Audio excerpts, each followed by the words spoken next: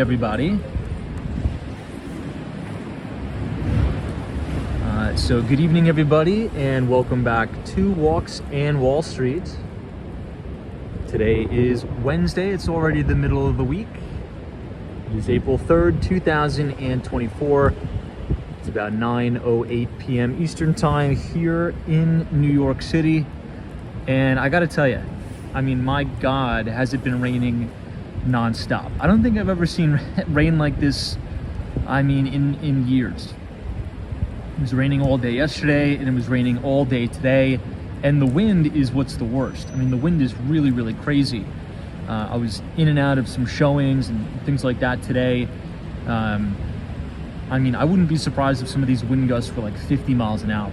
Things were crazy today in the city, and they're still kind of a little bit crazy right now. So hopefully this storm will push through, and you know, we will be spared the worst of it. Now, a few things to talk about today. I think the bond market really stole the show. Yields higher, especially on the short end of the curve. That 10-year U.S. Treasury yield is now at 4.355%. So yields are creeping up, actually, yet again. Now, we also heard from our good friend, Federal Reserve Chairman Jerome Powell today, as he delivered his keynote address at Stanford University. I would highly recommend everybody to watch that. It was very good. And essentially, he's saying that the market needs to see more data, that inflation is actually going to come back down to that 2% target before they could cut interest rates. And this is pretty much what we've been saying for a long time. If you've been watching Walks in Wall Street, and if you've been reading our newsletter, one of the things that we've been calling out here is that energy has been on an absolute rocket ride, okay? And crude oil has also been on a tear. So it's very, very difficult to get inflation back down to that 2% target if you have crude oil rallying into the spring and the summer. With that being said, everybody, we are witnessing history on Wall Street right now. We've been covering this, I mean, correct me if I'm wrong, we've been covering this every day, probably for about a year and a half now. Gold is carving out this marvelous cup with handle pattern and going gangbusters into new all-time record highs every day. It's go time for gold right now. This is a once-in-a-decade opportunity that's unfolding right now. It's kind of cool to be able to cover this live. You know, the opportunity wasn't yesterday. The opportunity is not tomorrow. This trade is unfolding right now, and people are going to make fortunes from this, which is great. So hopefully we will too. Look at this. This is the weekly chart of gold. Now you can see this cup with handle pattern forming here. 2011, in September of 2011, gold hit an all-time record high of about $1,900. And we've been decelerating or declining and building out this base, this cup base, since the pandemic of 2020. We've built this 2.5-year handle here, and now we are breaking out in new all-time record highs for gold. $2,300 an ounce of gold. This thing is probably, in this cycle, is going to blow past $3,000 an ounce. I want to go to the monthly time frame. And this is exactly how gold trades. It is a very, very cyclical trade. Gold tends to trade the same. It goes on these massive parabolic runs, and then it consolidates and corrects for decades, goes on these massive bull markets, corrects and consolidates for decades, and then goes again. So gold's breaking out. Silver is doing really well too. Energy, crude oil, all of the major oil stocks. I think ExxonMobil, ticker symbol XOM. Let me see. My internet would work. ExxonMobil, yeah, look at this. I'll take you guys behind the screen. We talked about this too. Breaking out. ExxonMobil is the #1 stock in the XLE, forming a handle here. This is going to hit new highs probably within the next couple days. But most importantly, let's look at the major indice, or the major ETF, which is the energy ETF, the XLE. Multi-year base here. This is coming out over 95. We closed it yet again, another 52-week high at 97. This is going to come out over the top here. We have a target of 120 for the XLE. All right, last but not least, everybody, if you do want to receive all of our market research, we publish it every other Thursday for all of our subscribers right here at Walks on Wall Street. You can go ahead and scan the QR code on your screen or punch in your email by typing !news, N-E-W-S, in the chat, and you will be able to sign up for all of our equity research here. This is what it looks like if you head over to our Substack. It's called Behind the Street. We have over 2 years of archived research for you guys to be able to utilize, read for free, share with your friends and whatnot. So yet again, we do this very, very in-depth piece about every other Thursday here. So a lot of interesting things are happening in the market, and this is pretty awesome to be able to watch it live and share this with all of you. Okay, let me go ahead and winterize or weatherize all my gear here. And let's just go right to Penn Station because I have to, I don't want to stay out too late tonight. As you can tell, the weather is subpar. So just give me a minute here, everybody, and we'll get started. Thanks so much for joining.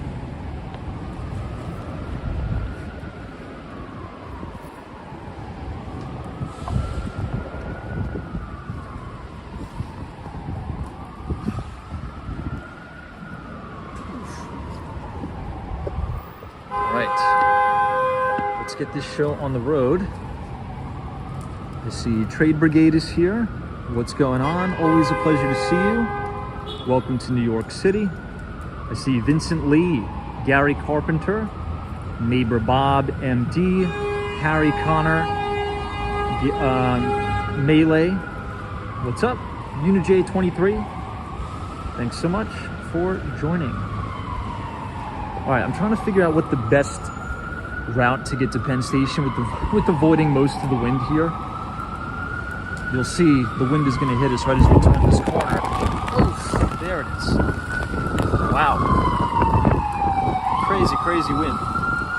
All right, let's head down Madison Avenue. I think it's going to be a lot less windy down there.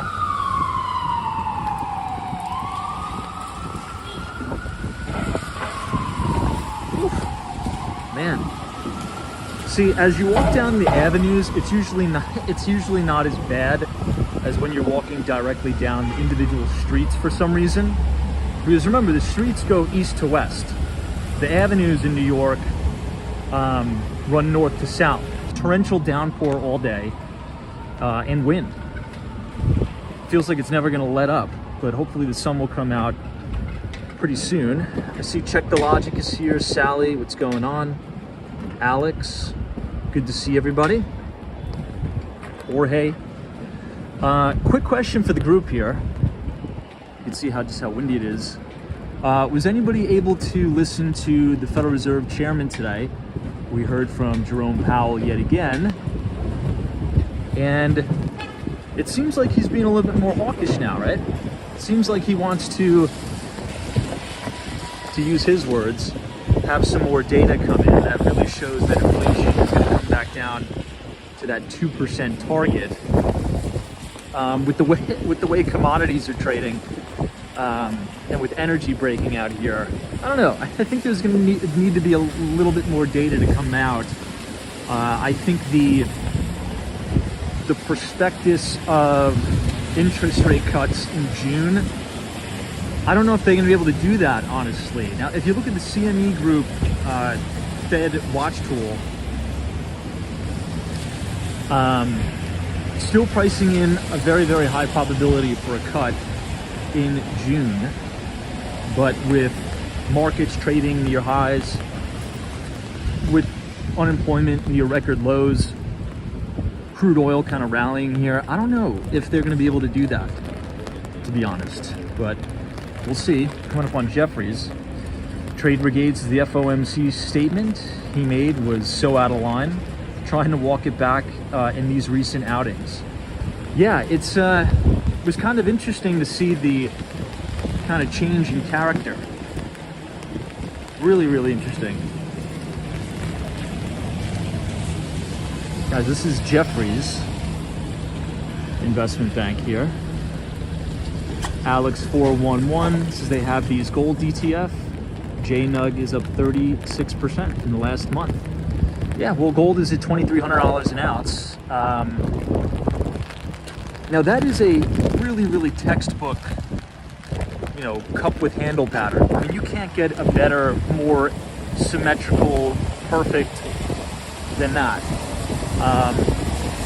And again, you know, not to kind of beat a dead horse, but if you pull up gold, right, on a monthly time frame on your Bloomberg terminal or TradingView, MarketSmith, really wherever you use your charts, you can see how these things historically trade, right? And it's very reminiscent of this run-up that we had into 2011. That's kind of, you know, some stocks trade certain ways and some commodities and precious metals trade certain ways. And gold will go on these ferocious rallies, these really exuberant runs, and then it'll cool off for a decade. And it's go time, I think, for gold right now. Charles Hong is here from DC. Hey Charles, hopefully it's not as rainy and nasty in DC as it is here. We're on Madison Avenue. I'm gonna try my best to read the comments because the umbrella's going crazy. Mary's here, what's up? Brendan O'Brien says he doesn't have much control. Fiscal spending into broad money. Yeah, I mean, fiscal spending is quite crazy. I think we just passed another, what was it, guys? It's like a $1.2 trillion spending bill. So, I mean, what do you think that is? You think that's inflationary? I do. I do. The market's kind of telling us that.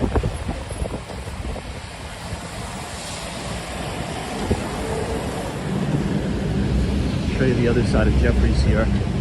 This is a cool shot of 53 West 53rd Street. Hey, MBA Alliance, Tom, I keep hearing today of a rate cut sometime in the fall instead of June. I mean, it definitely should be.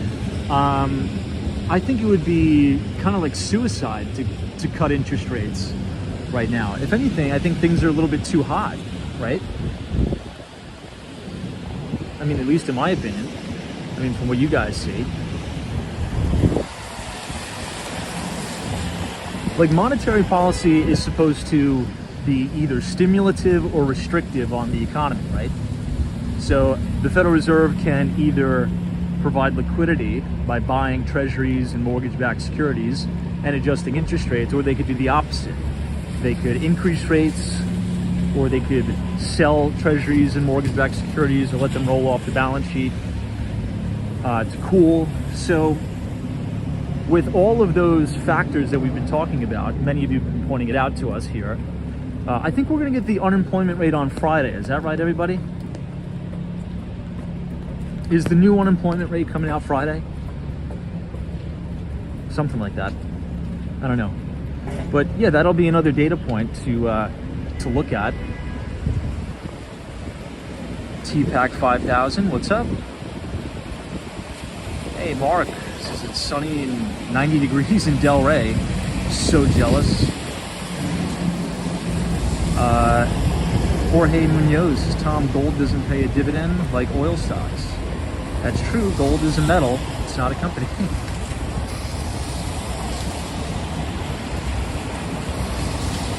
Hey, Daria, what's going on? Thanks so much for joining us.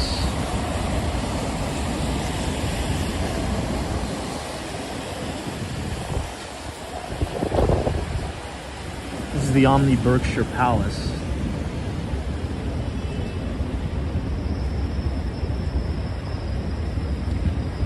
We'll walk under these heat lights.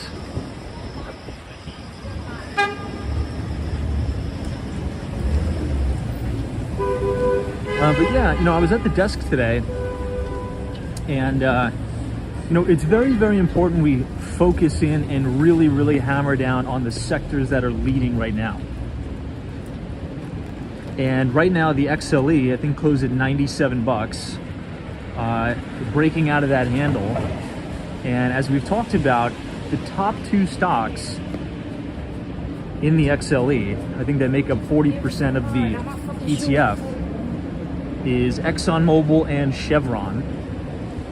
Now, I would say the two leaders in the oil and gas sector right now is number one, Diamondback Energy, so FANG, ticker symbol FANG. That's breaking out into new highs, but so is ExxonMobil. ExxonMobil will probably hit an all-time record high this week. And the price action in almost all of these oil stocks are quite similar, right? Charging into new highs, while crude oil is also charging into new highs. Hey, Fahim, what's up, man? This is Good Evening Tom. Thanks for the gold and commodities update. Stay dry. We'll try our best. We'll try our best to stay dry. Thank you so much for joining. We're gonna head back over to Fifth Avenue. It seems that the majority of the rain stopped, to be honest. Thank God. I mean, it just seems like New York has been in this endless gray. Amanal, what's up? Joe C. Welcome, welcome. Yeah, I mean, so there's a lot of opportunity in this market, right?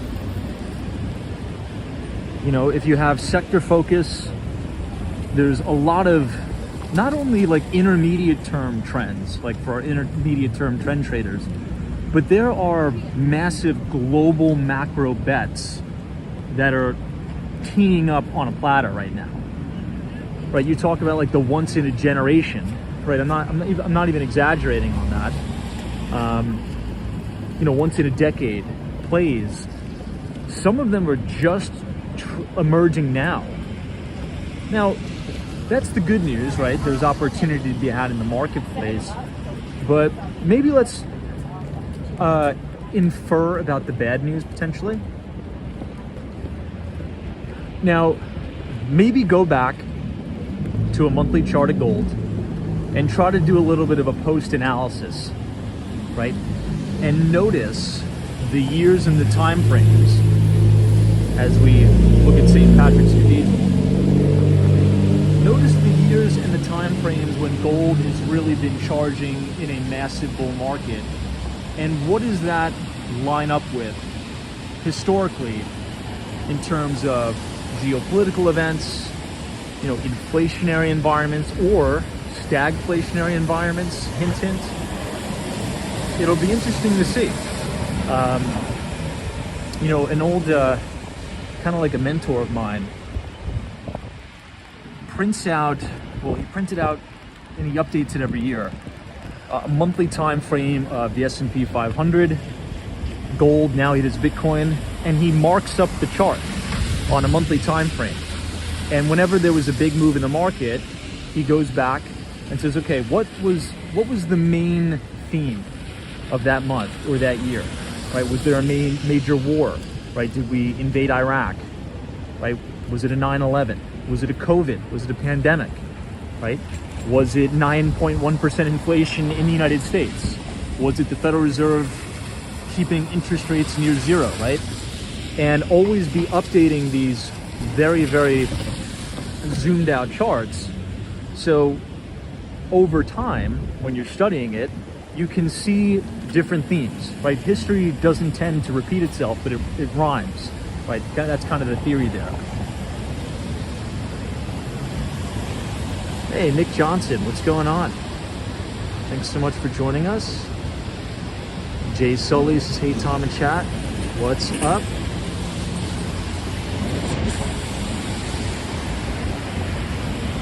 Lavish says no replenishment of the strategic oil reserves. You know, I think we're almost out, right? We're almost near zero. I think that could have been a major win for the Biden administration, because everybody was giving the Biden administration such flack for not filling up the strategic petroleum reserves. And this was back in 2022, if you guys remember, right? Now, what happened in... Say again? Are you on live stream? Oh, yeah. Which channel? Oh, Walks on Wall Street. Walk or what? Walks and Wall Street. Oh, Walk on Wall Street. Oh, yeah, that's you? I think yes. I follow you on YouTube. Oh, thank you, dude. Yeah, Appreciate it. I'm doing TikTok. nice. What's your name? My name is Jose. Oh, Jose. Nice to meet you, man. Nice to meet you, bro. Yeah, stay dry, man. It's crazy out here. It's raining like crazy, you know? But it's better right now than before, like a couple hours ago. Oh yeah, I know. Today was nuts. And it was windy all over. It was crazy. I like it. Yeah, yeah. Awesome. Hey, nice to meet you, Jose. Nice to meet you. I'll see you around. Hey, take care. All right.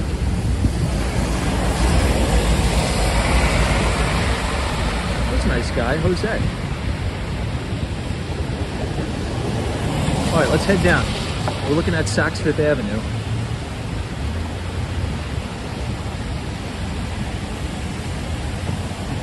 MD says if you look at the 20-year chart of gold, it was on the elevator up from 2005 to 2012. Yeah, I think gold had that intermediate term top in September of 2011,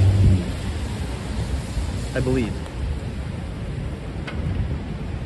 But yeah, you know, it'll kind of, when you mark up these charts and when you study it and hammer it into your head repeatedly, you'll start to identify trends in the market when, you know, sectors tend to perform under different environments.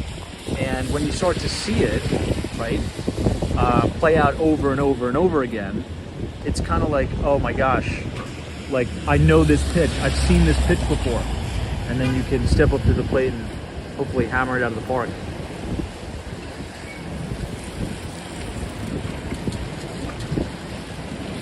Hey, Carl Roth, what's going on?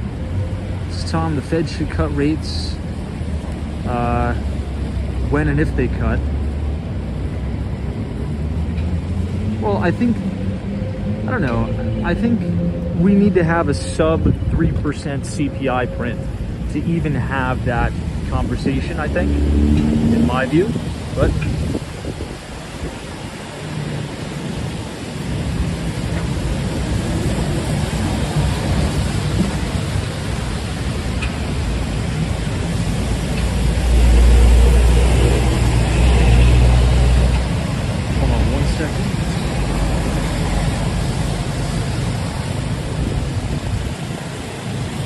this is Rockefeller Center.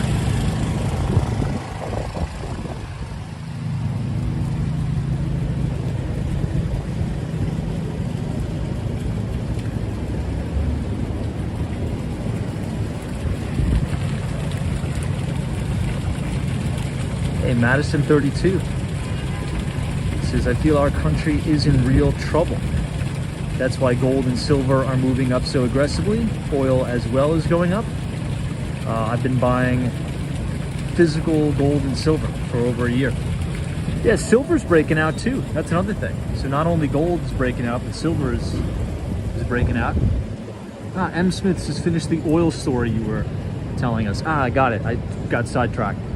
So if everybody remembers, right, if you go look at oil futures, if you look at crude oil futures, we hit a top. We had that massive blow-off top rally into March of 2022, right?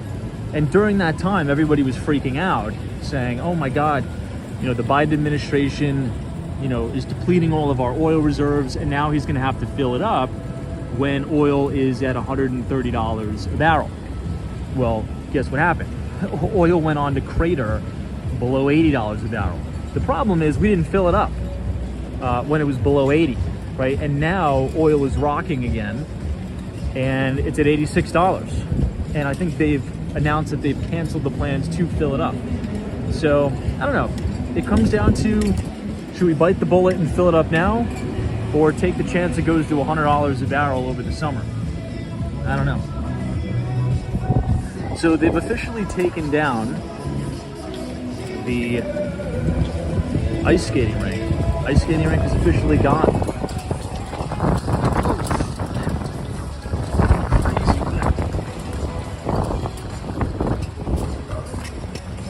See the Zamboni left, but they have now officially taken down the ice skating rink. No more ice skating rink at Rockefeller Center, which is good news. That means spring is here and summer's right around the corner. However, it felt as if March was way better weather than April so far. I know that we're only about 3 days in, but it feels like winter. Honestly, it feels like winter. Hey, Hawaii, what's up? Thanks for joining us on this crazy weather night. You can see pretty much all the flags are wrapped around the pole because these wind gusts have been so nuts.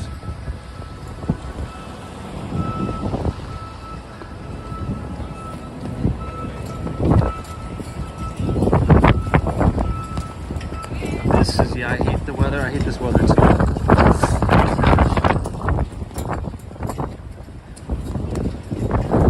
See, if you walk down the avenues, it's not bad. It's when you walk down the streets is when the wind really hits you, because they run east to west. That's where the wind blows.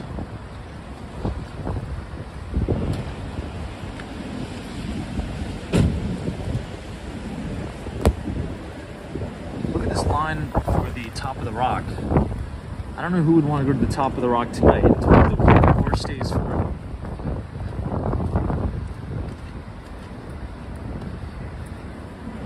it. Yeah, someone says they saw my tweet today about Miami. I know. I tweeted, days like today make me, thank God that I decided to buy a place in Miami. I mean, it's just too crazy. It may not seem like it, but if you're here in New York and you've been out in it all day, you'll be getting soaked, raining sideways. Hey, Patient Lobster says, hey Tom, greetings from Israel. What's up? Good to see you. Trust you're doing well. This is the Rainbow Room entrance.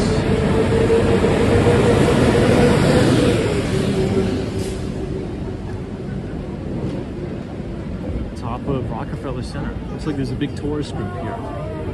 Ivan Hernandez, what's up? Neighbor Bob's, Tom, could Caitlin Clark hang with the NBA players? What's that? Who's that? Caitlin Clark.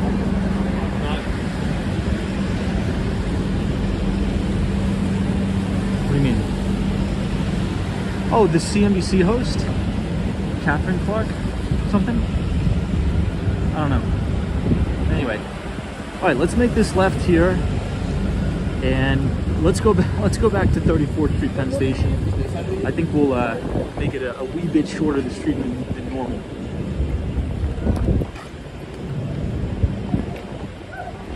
I've probably seen about 10-20 umbrellas be ripped and turned inside out today.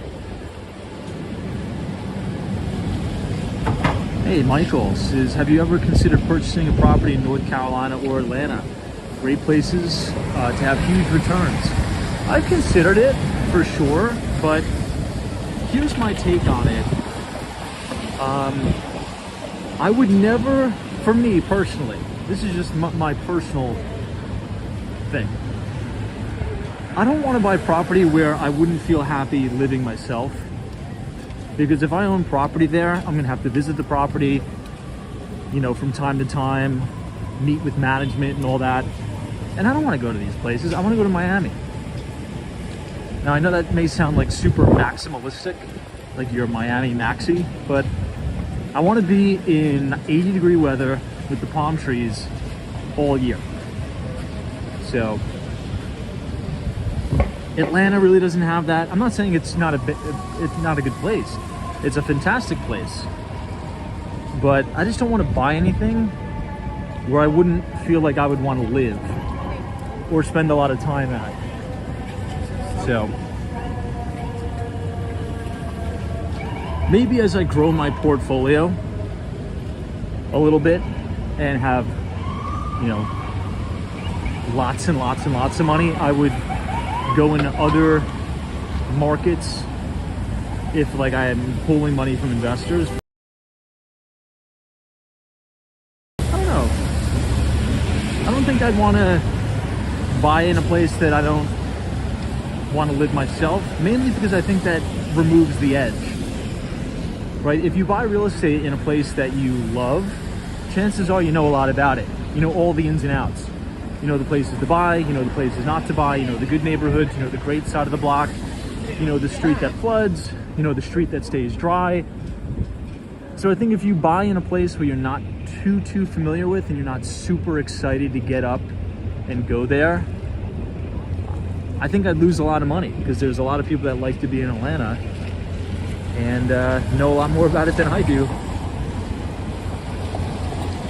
Hey, Patrick, New York, good to see you. Andy says, do you work in Miami too? So we do, yeah.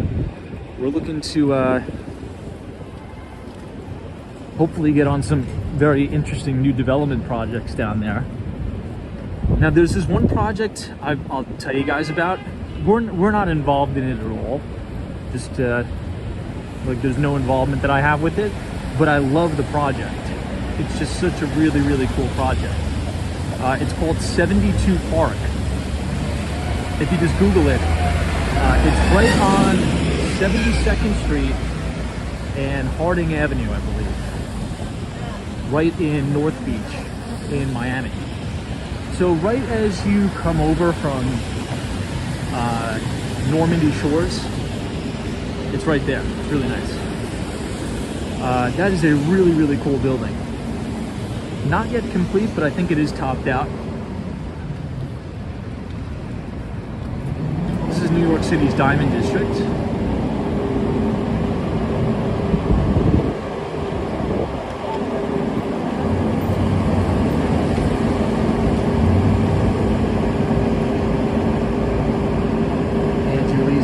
Licensed in both New York and Florida. I'll be licensed in Florida by next week, actually. I'm gonna take my test down there.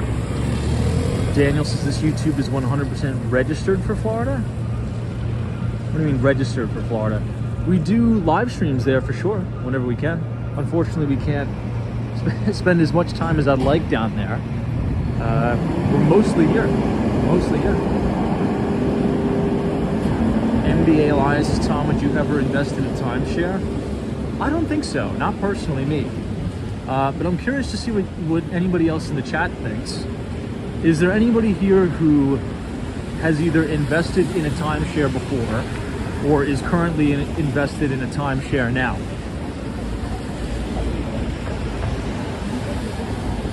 I've heard many,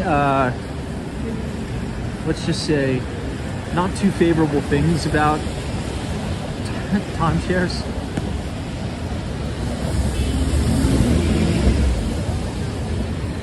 I feel as if you're going to buy a property, just buy your own thing and do your own deal. You know, start on a small deal, single family, two family, and just rent out the rooms or house hack it. That's what I do. Hey, Davis Brewer says, Tom, would you invest in farmland? I think so. Now, what's the craziest statistic out there? Bill Gates is like acquiring, I don't know the exact amount, but a ton of farmland. It's Bill Gates and some other people. I think the Chinese government's acquiring a lot of farmland too.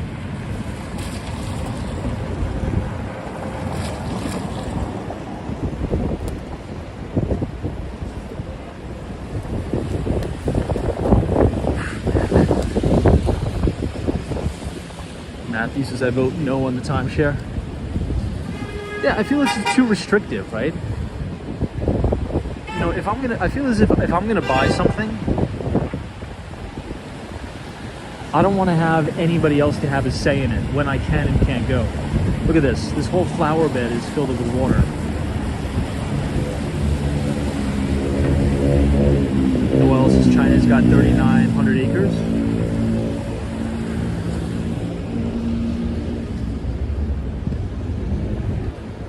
That's why I'm also not a big fan of HOA.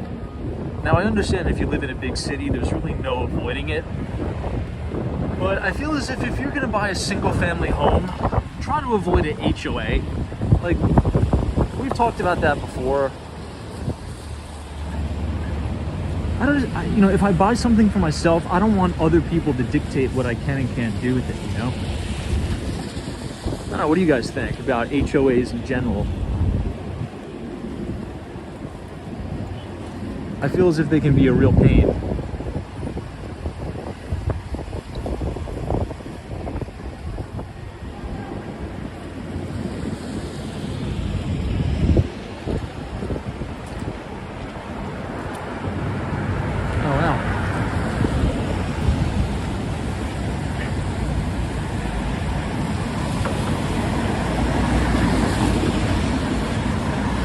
stand, very cool. Brad says I worked on an Iowa farm 2 years in college. It was a lot of fun, honestly. I could own a farm someday, I think.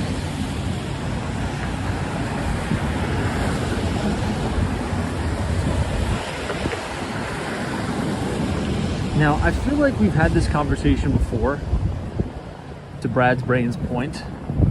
I think one of the most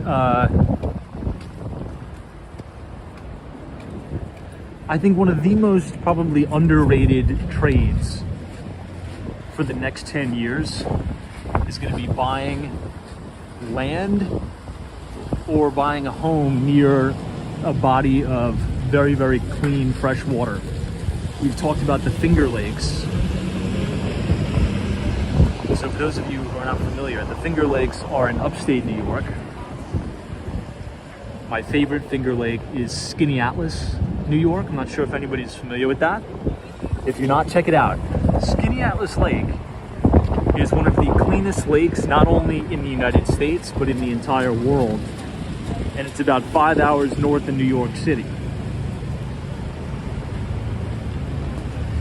So maybe buying, a few acres of land right on Skinny Atlas Lake waterfront. I think that's a pretty good deal. I mean, it's crazy expensive there, but it's probably gonna get more expensive. Yeah.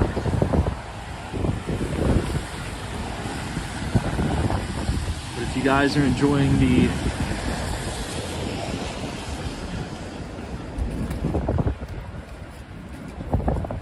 live stream so far tonight, feel free to leave a like on the video and click the subscribe button if you're new.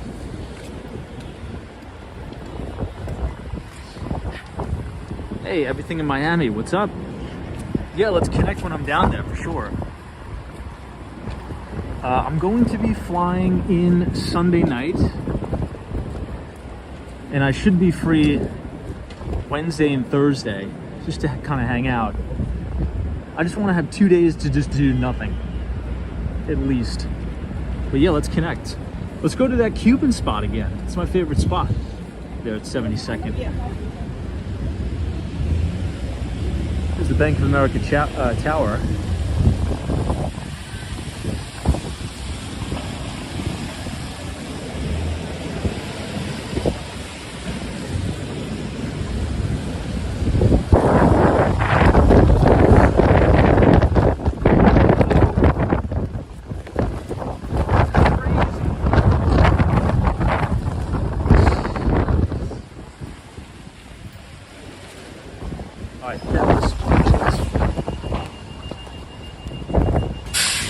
Probably like a 35-mile-an-hour wind gust that was.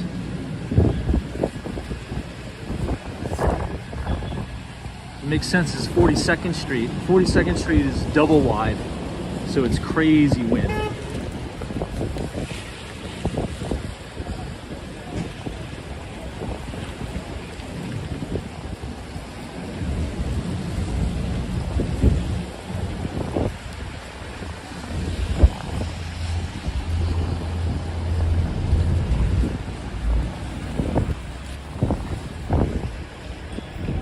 All right, Bryant Park.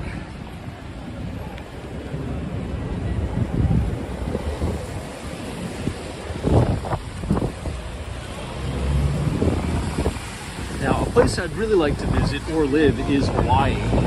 But unfortunately, Hawaii is almost like too out of reach. It's so expensive there. Yeah, Daniel, you're right, that is Apollo. Now, speaking of Apollo, they're doing really well. Their stock is performing really well. Ticker symbol APO. APO.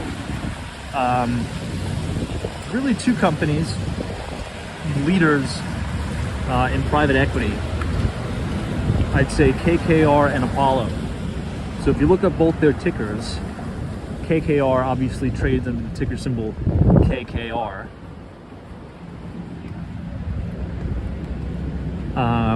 And Apollo is APO. And both of those stocks are trading near 52-week highs, and Apollo is trading into a new all-time record high. And they had a massive earnings recovery over the last 2 years, because we all know what happened in 2022. The private equity market, there was no deals being done, right? So you had this massive earnings decline, but now things are picking up, which is really good news for the country and really good news for private equity. All right, everybody, welcome to Bryant Park. You're looking at the Bryant Park fountain. And then right behind it is the Stephen Schwarzman building. You know, minus the wind, the city's actually really looking good tonight. All right, I'll try to catch up on the comments, but it's hard to navigate the chat with the umbrella. Turtle Sweetheart 21, what's up?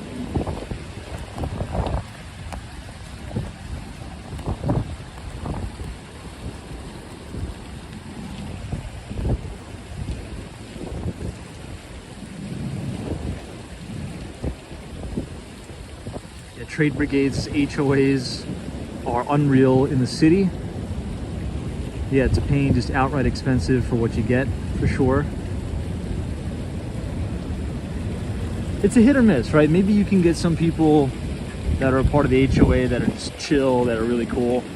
But some, it feels like they have this, you know, they have this raging thirst for power.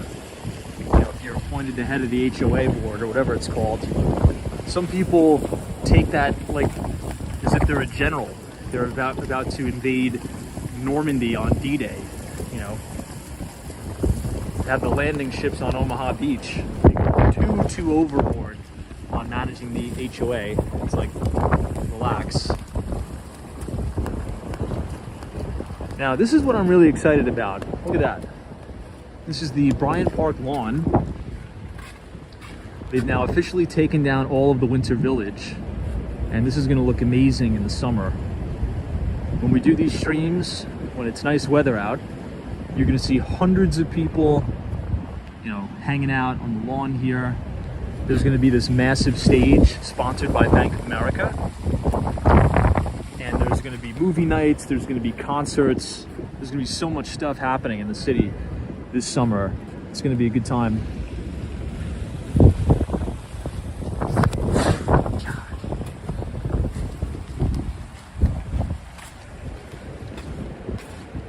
All right, let's get back on 6th Avenue.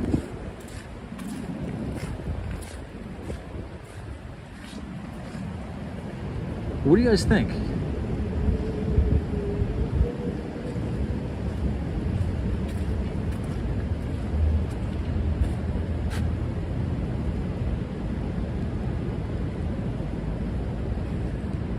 Looks pretty good.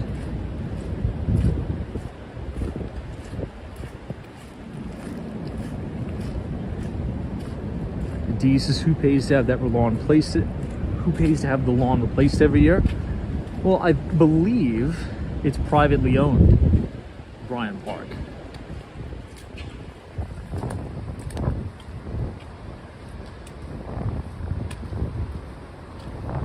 Let's see how we can get out of here. See, they're just starting to plant everything for the spring.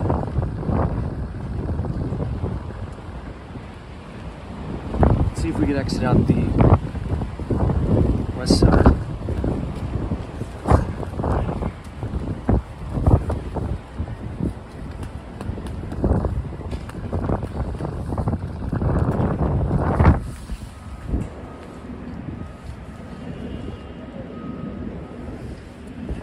Sunshine after rain. This is the Parks Department.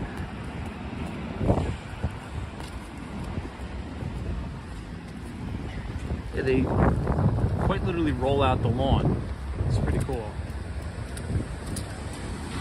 I also like how they banned smoking inside Bryant Park. Hey, Steve Buffalo says, love Blue Bottle coffee. Yeah, there's the Blue Bottle right there. Right here next to the FedEx.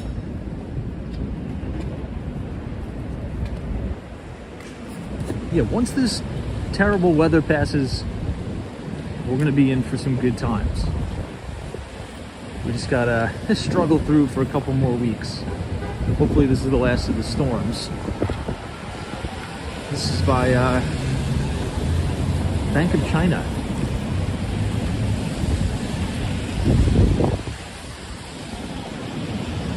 West 40th Street.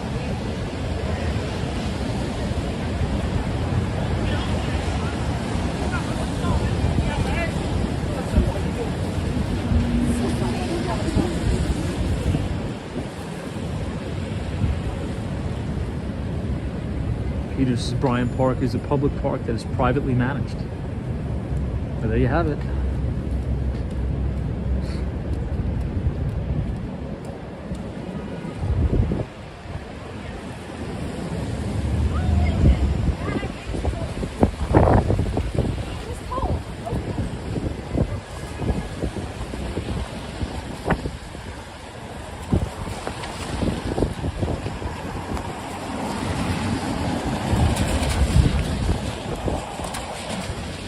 Hood Patriots. Blue Bottle originated in San Francisco.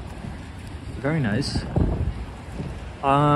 Speaking of coffee, guys, there is a stock, or I should say there's a company that trades under the ticker symbol BROS, Bros. Now, we don't have Two Brothers Coffee here, but in your neck of the woods, wherever you guys are from out there, what are your thoughts on the chain? Thumbs up, thumbs down?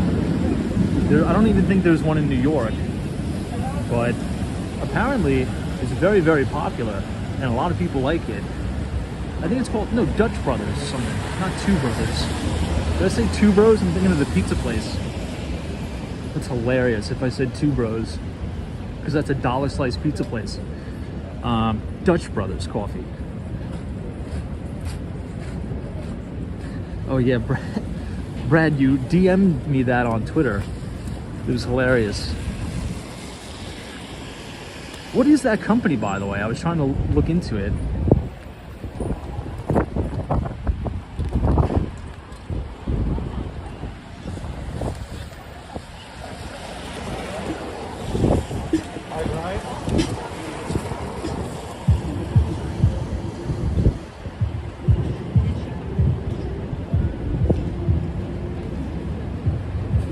Lobsters, Dutch Bros is nice. If there's ever one around, I'll check it out.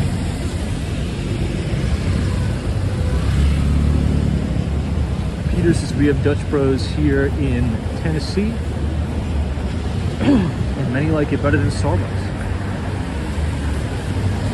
Where's that stock trading?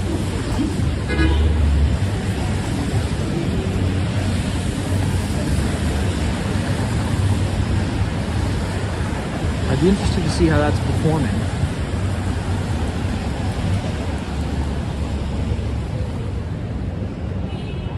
Patient Lobster says they make their coffee really sweet though. Got it. Chris B says Dutch Bros is popping up all around Nashville. Haven't tried it, but it does look busy. Wow, it's interesting. It seems like we have a lot of viewers from Nashville, Tennessee. That's cool. I like Nashville. It's a fun town.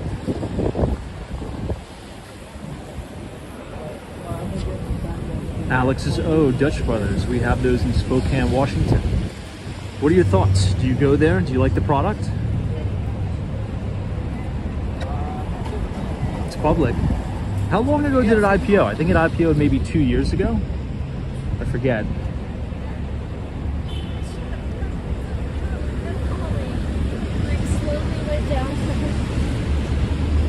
Who knows? Maybe they'll start to pop up in New York soon. We now have Wingstop in Manhattan. I mean, Wingstops have been popping up everywhere. That stock has been on a tear too.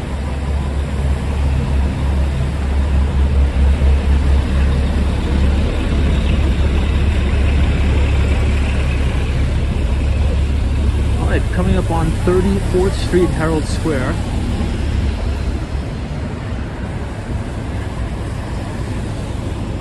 Hey, Kevin, this is Hey Tom, email sent on a land broker.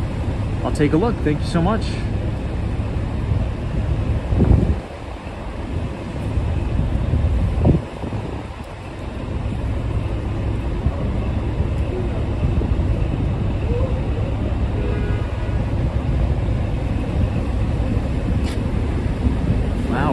This is our local Wingstop shut down. Why? Hopefully not a health code violation.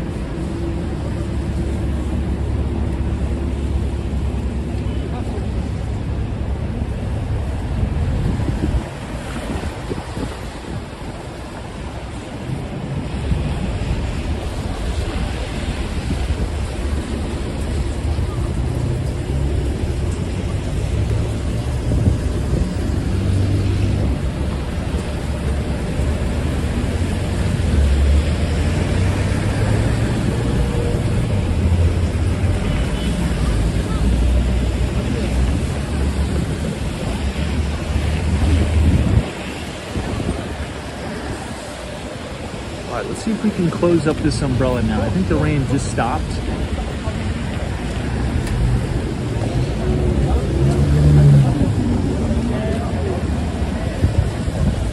All right, let's close this thing up. Whew. Man, oh man. Hopefully it's sunny out tomorrow.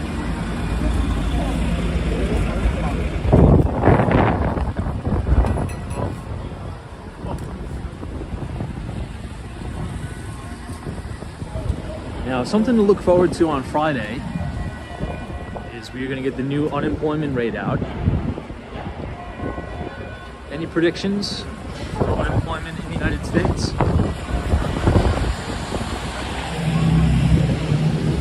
Since we're here, I'll take you guys past a really good spot.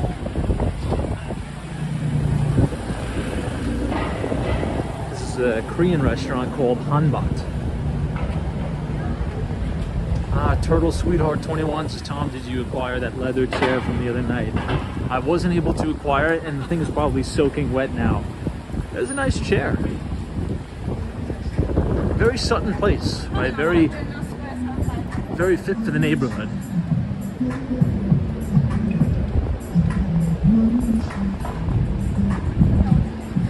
If you guys are looking for a good Korean spot to come to,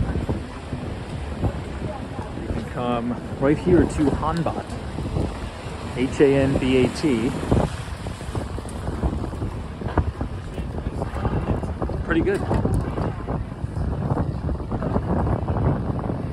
Now there's another place right next door called Hodunkel. I think that's how you pronounce it. Which is also pretty good.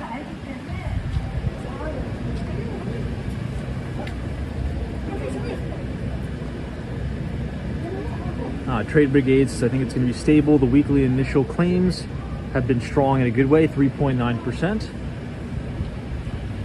I think you're going to be right, Trade Brigade.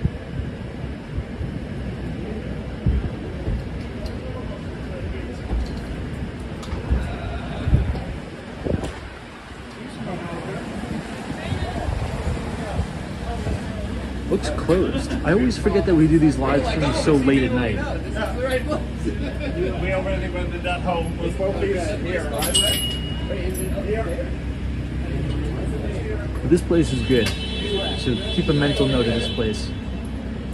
Hanbat.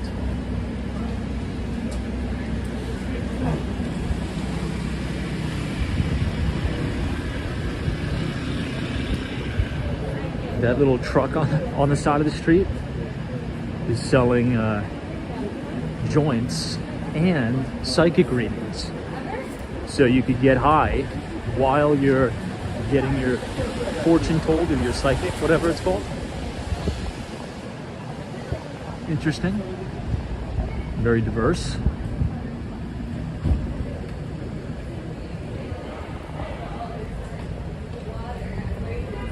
Oh yeah, Teresa Diaz, that's where we went. When TD came to New York City, we made sure we hooked her up with some Korean food there. It was a good time. L, the original, says, is this Midtown? Yeah, this is Midtown. We're headed over to Fifth Avenue. You're about to see the CUNY Graduate School. CUNY is the City University in New York.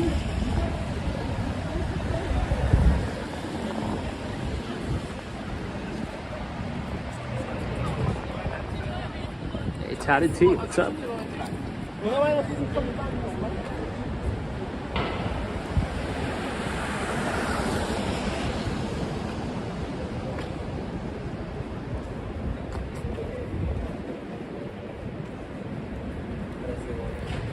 luxury legacy lace. This is how are you walking in the city during such windy conditions. It's definitely a struggle at times, but it's actually kind of nice. Not too many people on the street, it's quiet. It's a nice night in New York, just a little bit too windy, that's all. We were having a conversation about gold, $2,300 an ounce today. Silver, 26 bucks, either 26 or 28. And the commodity bull market commences still with crude. So, I mean, those are the sectors in the market that are leading now. Here we are back on 5th. We'll wait for this light and then we'll head down even more.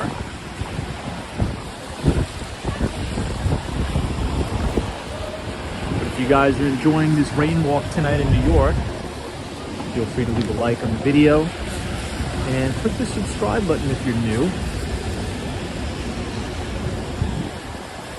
We usually go live every day starting at 8:30.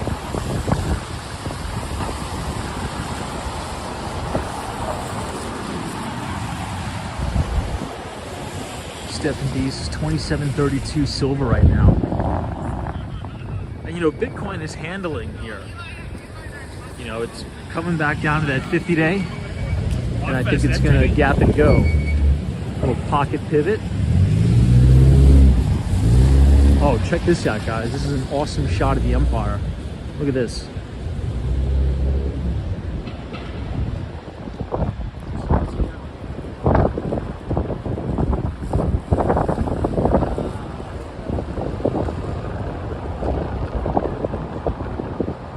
Looks like you're in a Batman movie. Looking at it.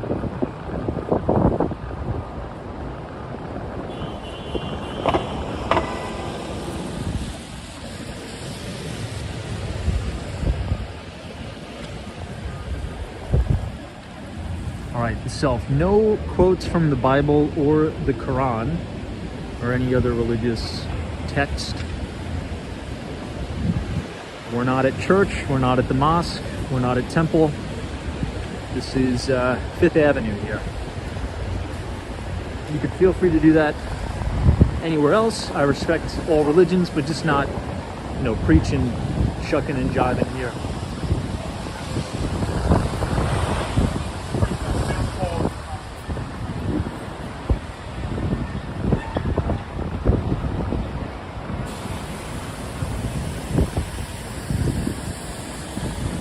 Right, East 34th Street and 5th.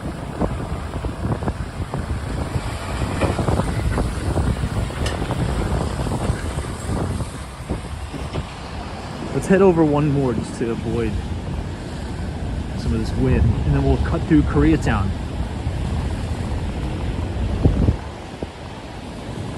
Oscar Diaz, what's up?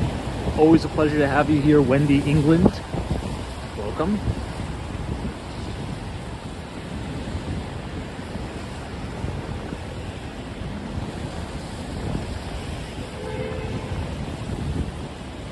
Oh, is that right? The L2 prod? Rain is mixed with sleet here in Boston. Oh, damn. I'm gonna be there tomorrow night. It sucks.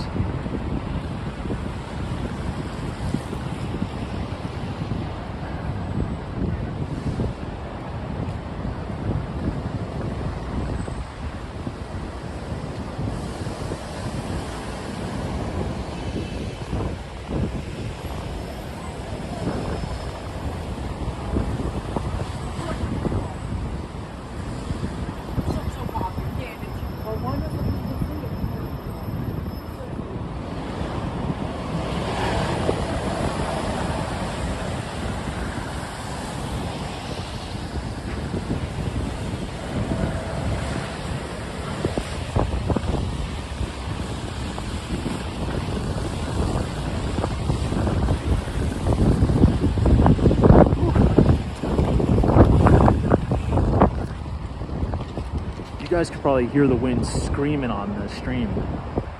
It's a nice view of One Vanderbilt here. Cape Cod Sour. Are we going to be in live from Boston tomorrow? No, I misspoke. I'm going to be flying out Friday morning.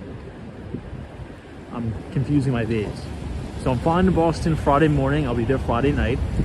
So we probably will not have a live stream until Monday. Monday morning, Monday afternoon, Monday night. We should be live from Brickell in Miami. And hopefully it's 80 degrees. We'll see.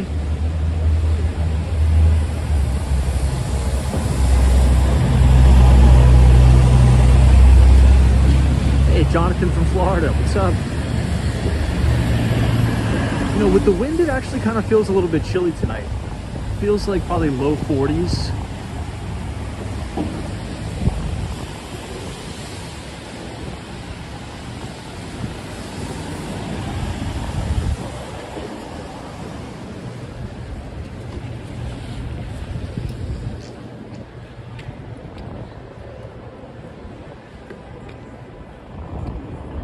Shirley says, I live in Tennessee and we had sleet but no rain today. It was totally strange, never seen that happen before.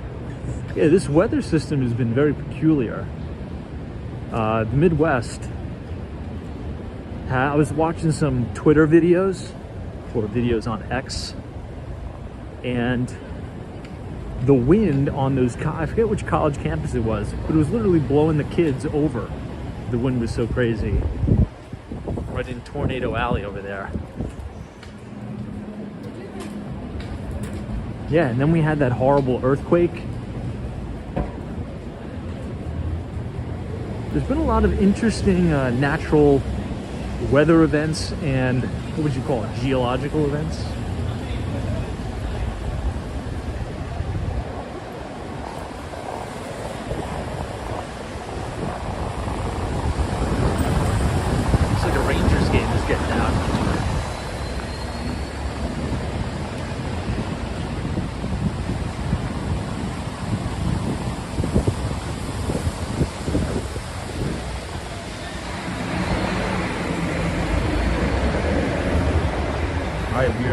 Transitioning into the Nomad district of New York, 31st Street. Rick Cease, how long will you be in Miami? Not too long, honestly. I'll probably be there until Friday. And then I have to come back to New York. So from Sunday night until Friday night, I will be in Miami. So fingers crossed, it's nice weather. Now when I'm there, I'm gonna try to go to the University of Miami. I always say I'm gonna get there, I never do. We'll try to head over to the University of Miami. We'll try to head over to Coral Gables, Coconut Grove. So this is another good Korean restaurant. It's called Her Name is Han. It's right next to Take 31. These two restaurants are owned by the same owner. They're very good Korean restaurants, really good.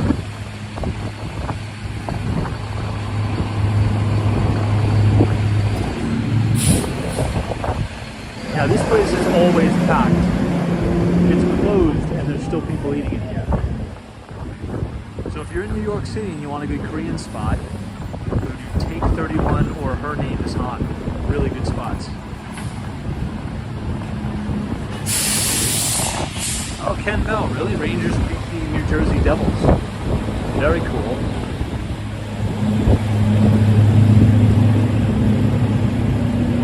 Teams' S&P has a report on wind and it's been increasing since 2010. Wow. I mean, I don't doubt it for sure. I definitely don't doubt it. I've noticed it particularly on Long Island. Whenever I'm far out east, or I should say South Shore Long Island, like Long Beach, it's almost like you can't even live there anymore. It's so windy. You know, when you walk to the town, right, just to go grocery shopping or go to the pizza spot, you can't even breathe. That's how crazy windy it is. So like Long Beach, which is the last stop obviously on the Long Beach line, it goes from Island Park, Center Avenue in Long Beach.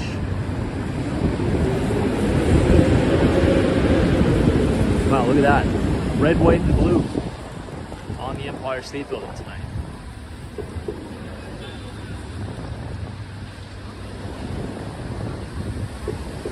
It's my favorite color scheme.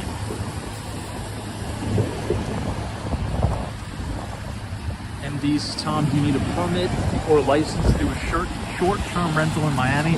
It depends on what your local municipality requires. It just depends. If you live in Miami Beach, if you live in Sunny Isles, it just depends on what the local laws are, right? Many of them will allow short-term rentals, but it has to be 30 days plus, no daily or weekly. So you just got to make sure that you check with your local rules. But in general, like if I had to give you a broad answer, most do require some sort of permit, yes. Particularly if you live in Miami Beach. The city of Miami Beach is cracking down really, really hard on short-term rentals, especially as you go to South Beach, because we all know what's been happening over the years with that. You know, people renting out these houses to throw crazy parties for spring break, and a lot of the natives are sick of it.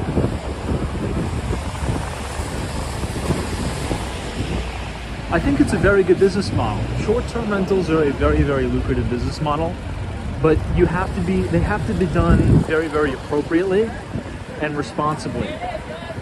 You know, it's kind of like the few bad actors ruin it for everybody else. Because nobody wants to live next door to a home that's being rented out on Airbnb to throw parties and be loud all the time, right? It's pretty unfair. But if you're renting it to people who are just normal, quiet, they're vacationing, they're not trying to disturb the peace, then that's fine. What I've noticed is the longer duration, there's a high correlation between the length of the stay and the quality of the tenant. Most times, right? Again, I'm making a broad generalization. Not all the time, but most times the tenants are more responsible the longer they stay. Particularly on Airbnb and Vrbo, right?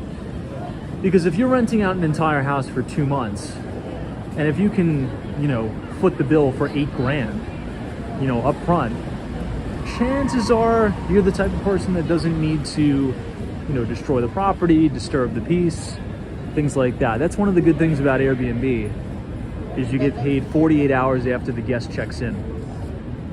I don't know, what do you guys think? This is Grace Street.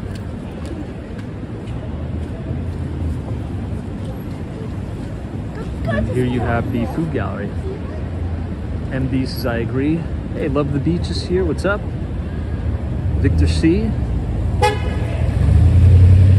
JGC test. Always a pleasure.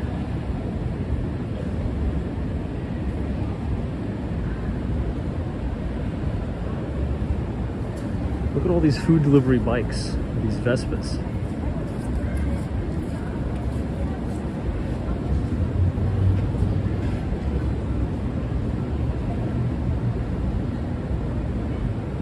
Someone says, Tom, how much do you think that Airbnb and Vrbo are playing in the lack of available supply in the market for rentals? Next to nothing. If anything, it helps.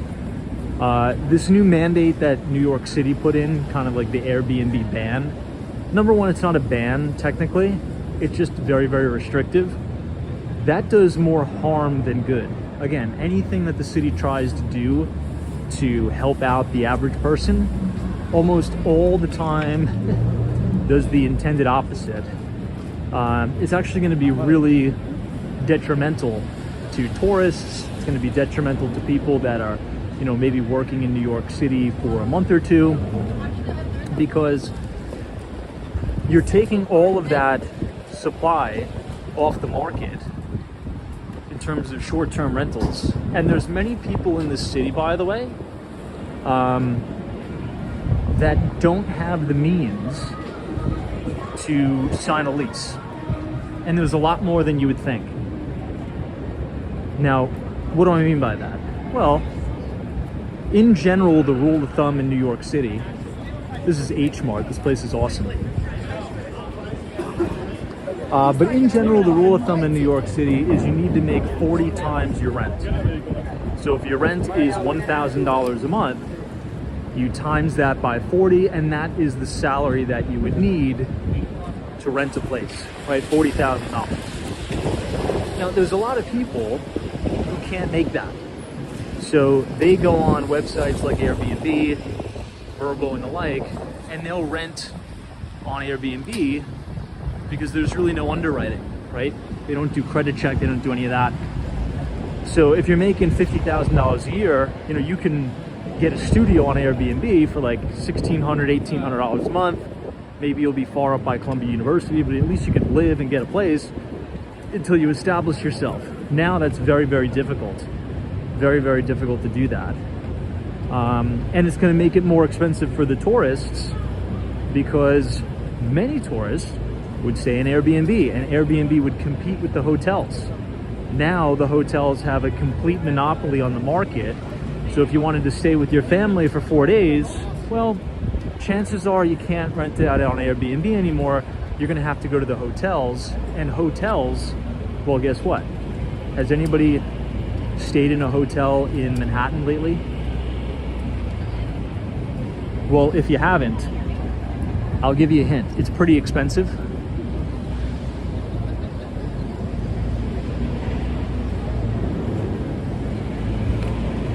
Most people that rent their homes out on Airbnb are small-time landlords like myself, small businesses, not the BlackRocks and the Blackstones and Wall Street like you read in the media.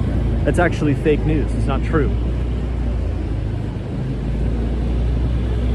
Beautiful shot of the Empire State Building here.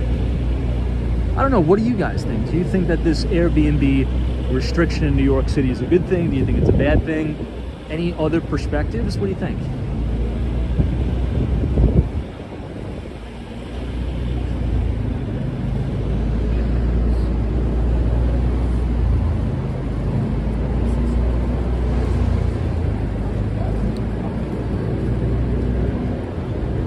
Hey, NBA Alliance says the Airbnb fiasco is about as bad as the congestion pricing.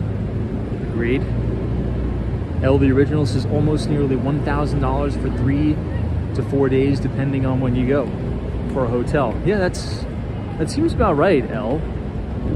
And that's not like a super fancy 5-star hotel either, right? Mrs. Hughes says $3,300 for 5 days at the Sheraton downtown. Really? That seems a bit expensive. $3,300 for 5 nights? Wow. Now you can get some stuff. I'll give you guys a little tip, okay? If you're visiting New York City, and this is kind of if you're doing it on a whim, right? So if you're planning this trip for a long time, this probably isn't going to work for you. But if you're, thinking about coming to New York City for like a weekend trip, download this application called Hotel Tonight. It's actually very good. Essentially, I guess the business model is they go to the hotels, 2 days before, and the rooms that would sit empty anyway, because they haven't been booked, they will go through Hotel Tonight at a discounted rate. So I think you can only book like 2 nights in advance. So check it out. If you're just in New York City for a night, let's say you missed your train at Penn Station and you need a quick hotel, go to Hotel Tonight and you can get a decent place to stay for like $150 to $200. So for all those people who are Long Islanders, or you live in upstate New York or New Jersey, and you miss your train and you gotta wait in Penn Station for an hour and a half, we'll say screw it, just stay in the hotel, pay $150 on Hotel Tonight. It's a pretty good app, it's a pretty good service.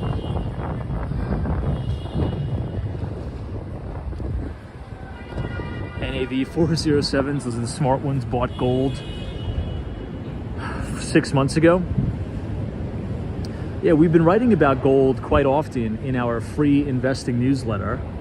If you guys want to receive all of our free equity research and market analysis, if you just scan the QR code on your screen and punch in your email, it'll take you to our Substack.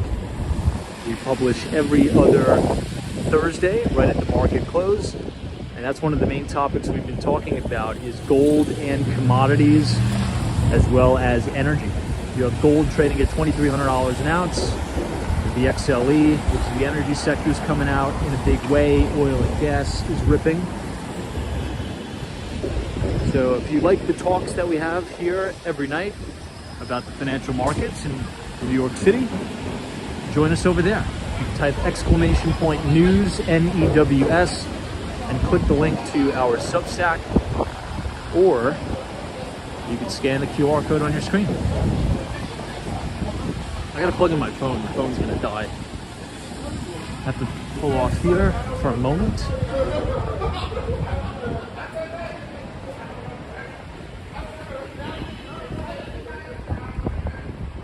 Let me see if I can pull off to the side here where it's less windy.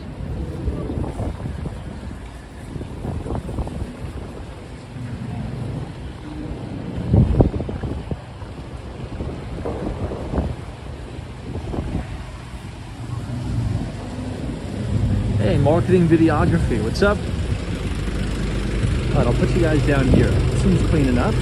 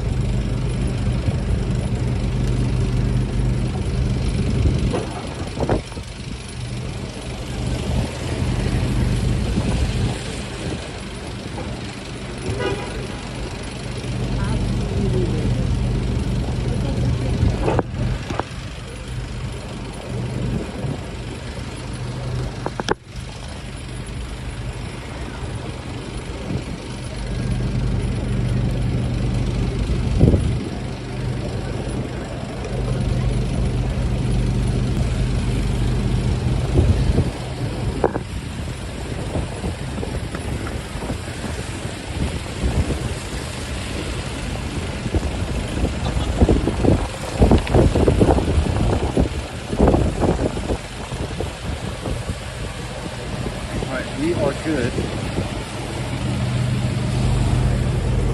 Let's head towards Penn Station.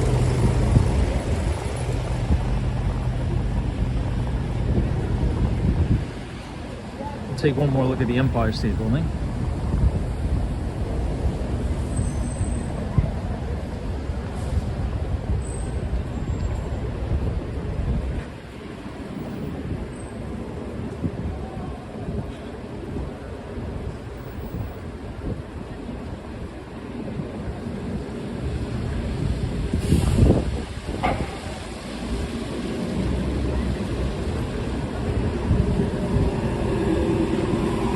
Awesome view. It's one of my favorite color schemes of the Empire.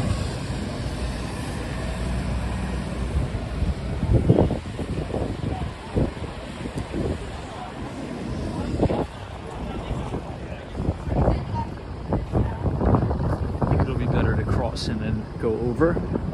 Now you'll be able to see the brand new Penn Station for the Penn 2 project.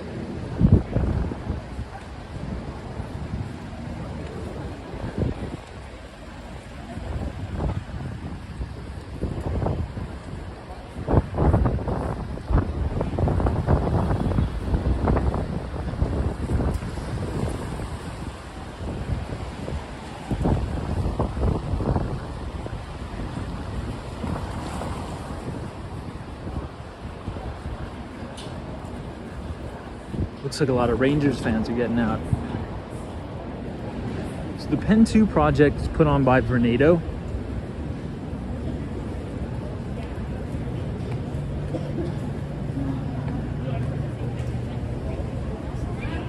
Same company who did 220 Central Park South.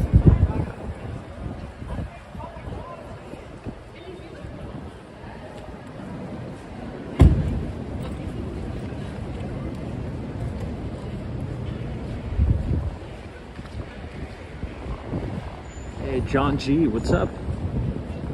Thanks for joining us after the storm.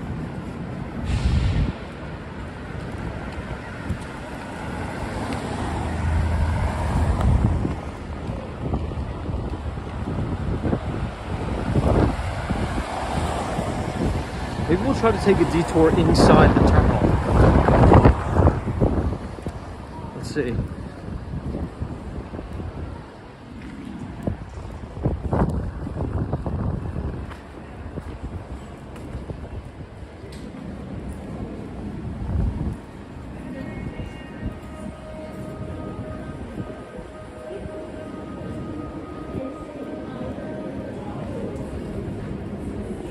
Mark says I'm not paying $200 for a hotel because I missed the train to the Jersey Shore. I always wait for the train. Well, I mean, if you've been working all week and it's 2 a.m., sometimes it's better just to pay the $200, get a good night rest. It'll probably cost you more money waiting in Penn Station.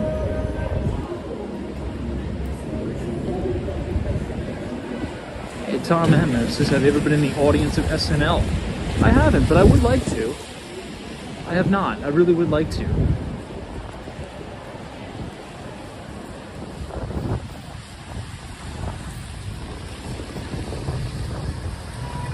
What do you guys think?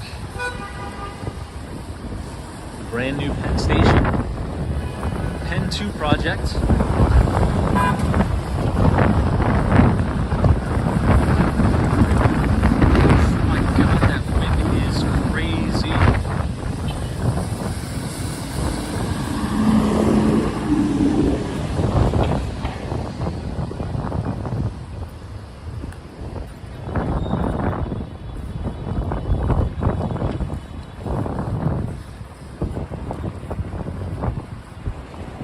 Did a really good job here.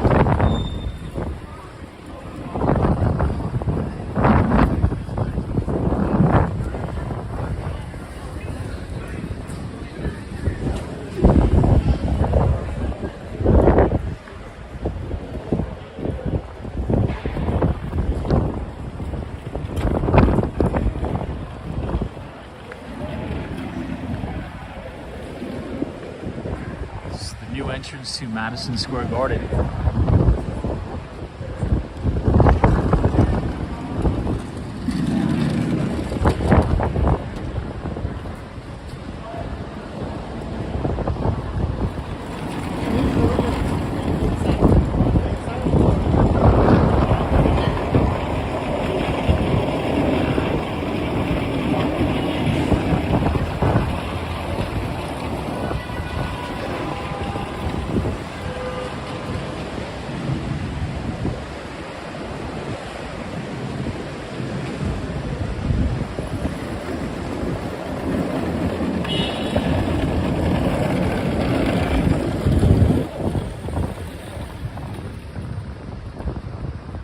Super futuristic, and now that it's open here, there's not a lot of, you know, loitering and riffraff going on because the ceiling heights are so big.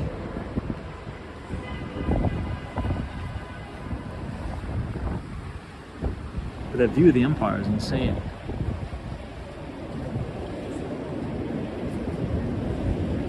Because they tore down this hotel.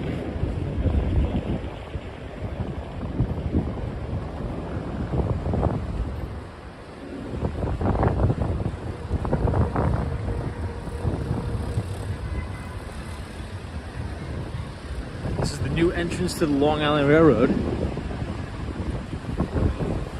Kind of looks like a spaceship.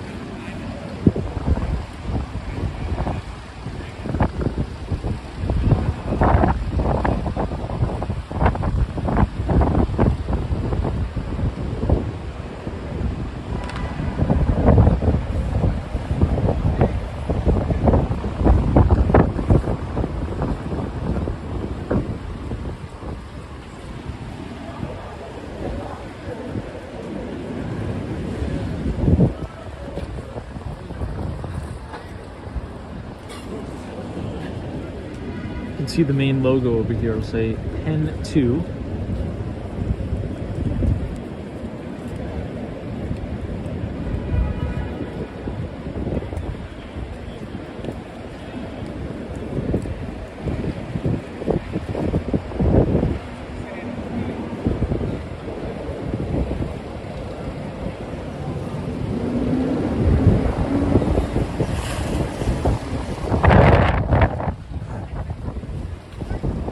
Looks great, and then they have a separate entrance for the subway too. Let's go up and around, and then we'll go by Moynihan Train Hall.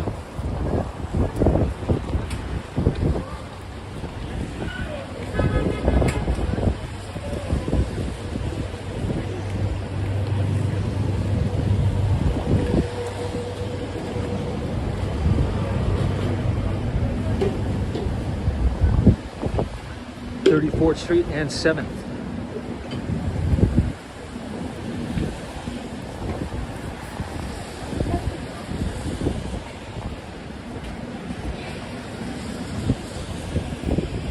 Harry says, do you know which building Diddy lives in when he's in the city? No. I think the old Bad Boy Entertainment used to be on Broadway, across the street from the Ed Sullivan Theater, but that was such a long time ago. That was well over 12 years ago.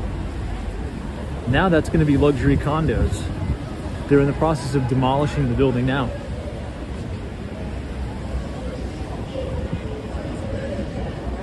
So for some perspective here, what we just saw was the brand new entrance of the Long Island Railroad. This is the old entrance. I mean, what a difference, right?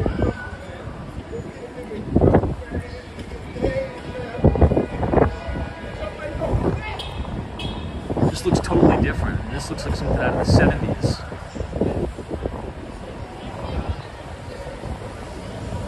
I think they did a really good job.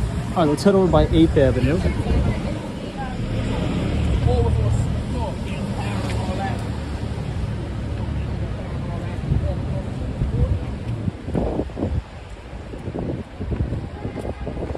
And this is all new walkway too here.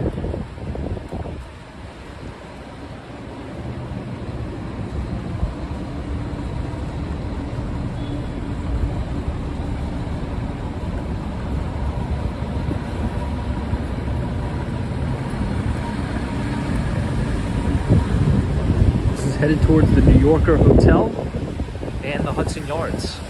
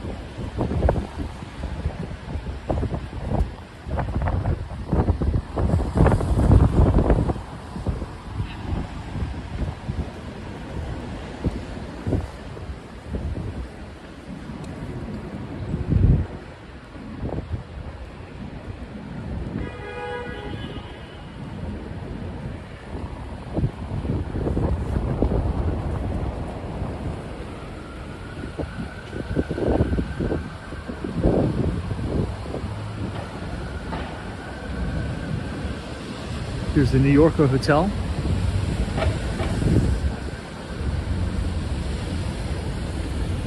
Matthew M's, Tom, you got to get to a Mets or a Yankee game.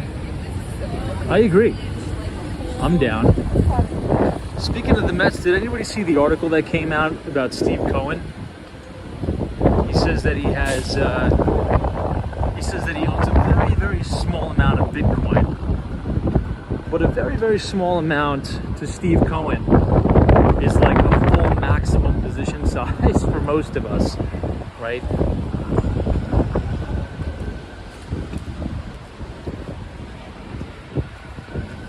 It's just kind of crazy seeing this come full circle. I mean, I remember 2015, 2016, nobody wanted to touch this stuff. Oh, yikes. All right, let's cross 8th.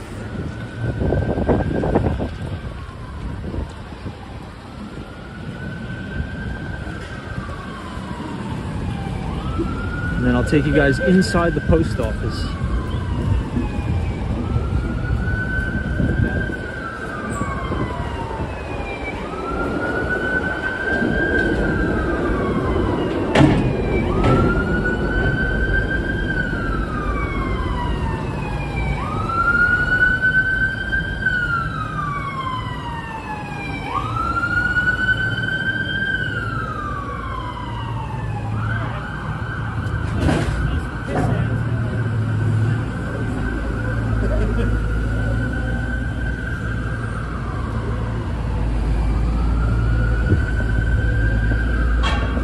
All right, here's Madison Square Garden. Let me wipe the lens.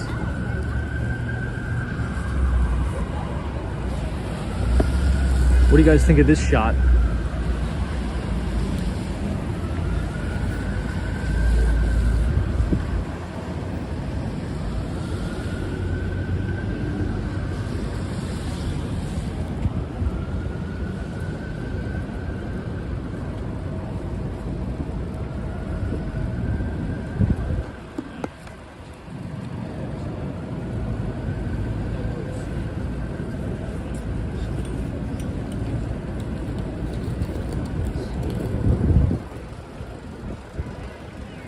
I will take you guys inside the Moynihan Train Hall, but it's going to be the post office side.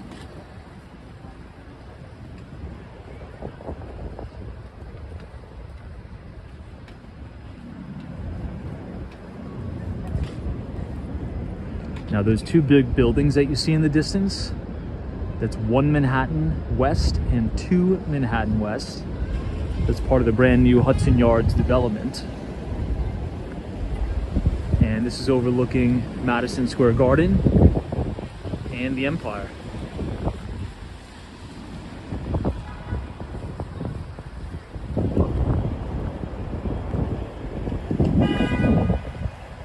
I think you guys are gonna love this. For those of you who have not been in here yet.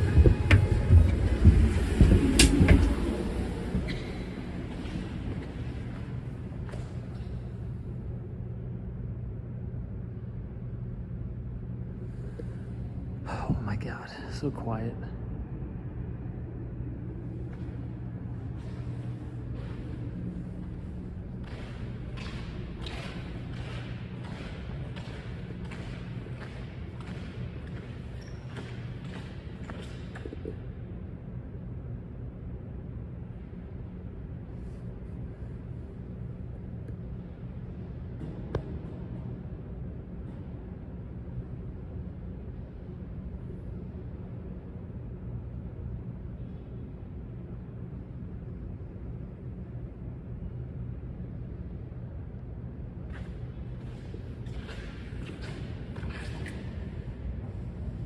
So this will take you all the way to the train station.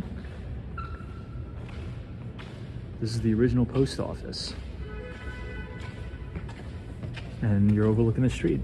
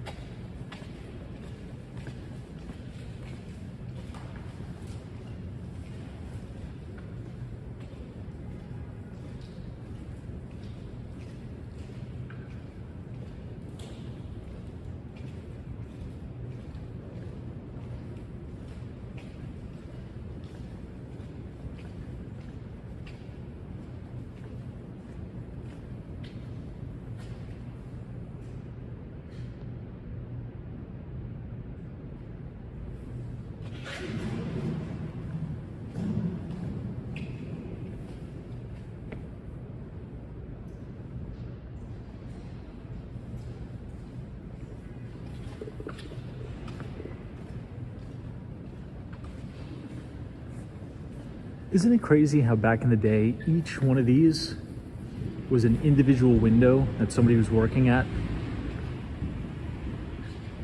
You know, coming in here is kind of like time traveling. It really shows how things have changed.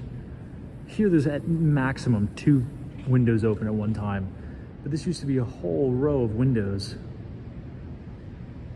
Now nobody even comes here anymore, pretty much. Look at this. John Kennedy, forever stamp.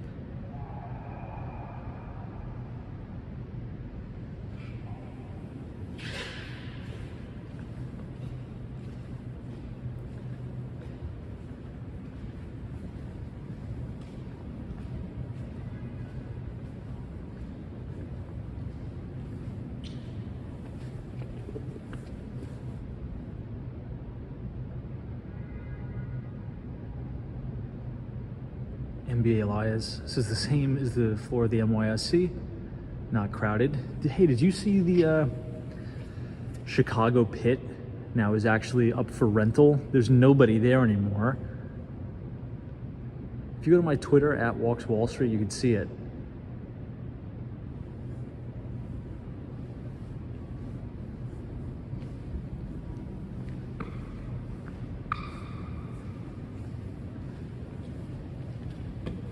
First moon landing.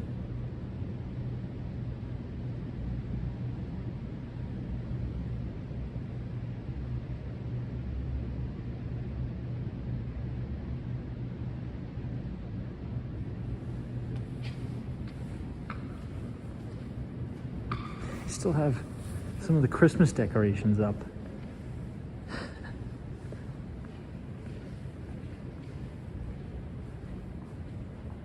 Now notice the transition from the inside to the outside. It's like the city's gonna come alive.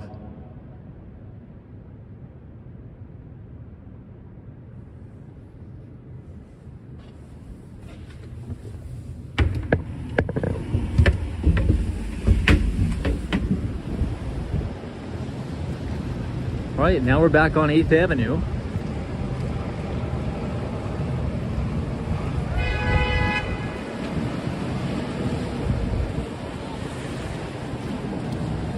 Pretty cool in there, right? Ooh, it looks like the rain is picking up again.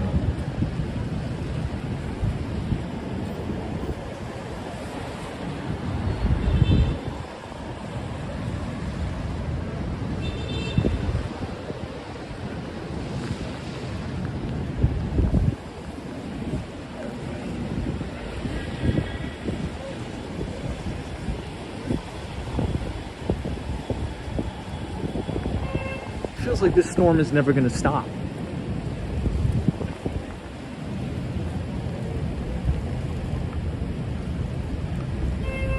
Hey, Alex, what's going on? From Buenos Aires. Thanks for joining us. It's a very windy and rainy night in New York. I'm going to get the umbrella out again.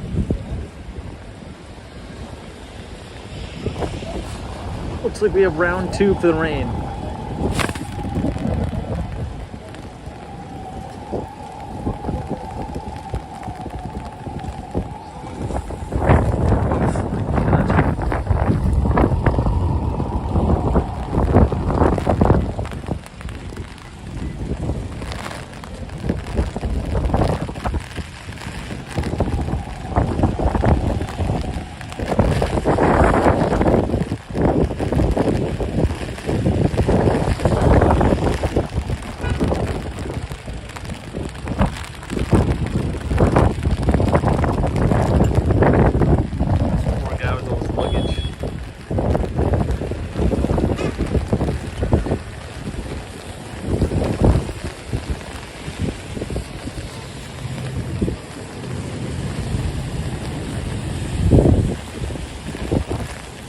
You know, that pizza spot on the corner is actually not bad.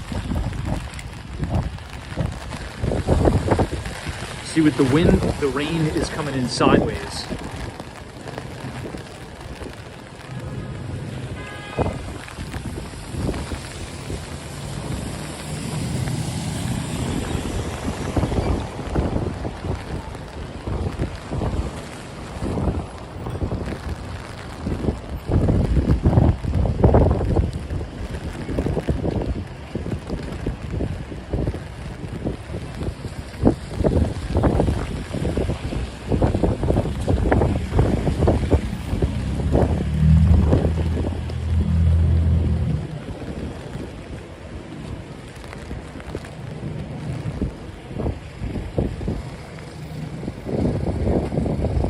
Yeah, the fresh Sinatras looks like typical New York City to me.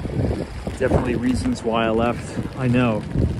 I told you guys, I tweeted today, I was on Twitter, I was like, you know, days like today, you know, make me really thankful that I bought a place in Miami.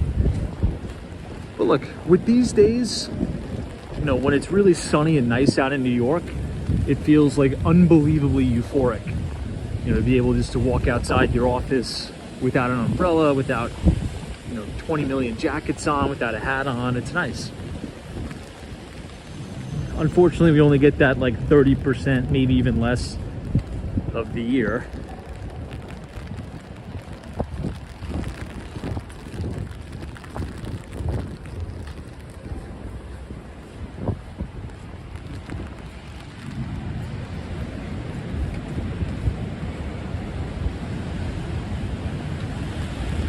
I don't know how people do it in Seattle, like living in Seattle where it rains every day, it's gray every day. Give you guys a lot of credit. Oops. My umbrella ripped inside out.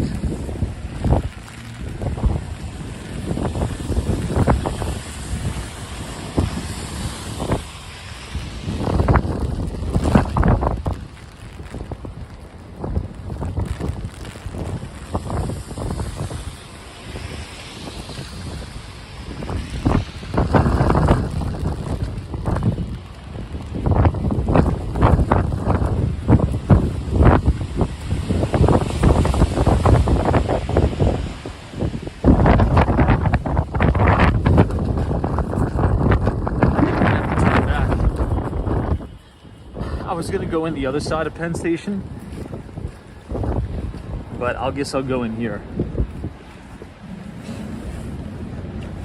because the wind is too strong over there. But everybody, if you enjoyed that live stream with us tonight through the crazy wind and rain, feel free to leave a like on the video and click the subscribe button if you're new. We do these walks every night starting at 8:30. And if you like the financial talk, we do write a free investing newsletter for the chat. If you scan the QR code and punch in your email, it'll take you to our Substack. And we publish on our Substack every other Thursday, right at the market close. We'd love for you to be a part of it. So until tomorrow, I will see you guys later. Stay dry, stay out of the wind. And hopefully tomorrow is a lot less windy. So thank you, Patrick, all of our moderators. Richard Vogel signing off from New York. Take care.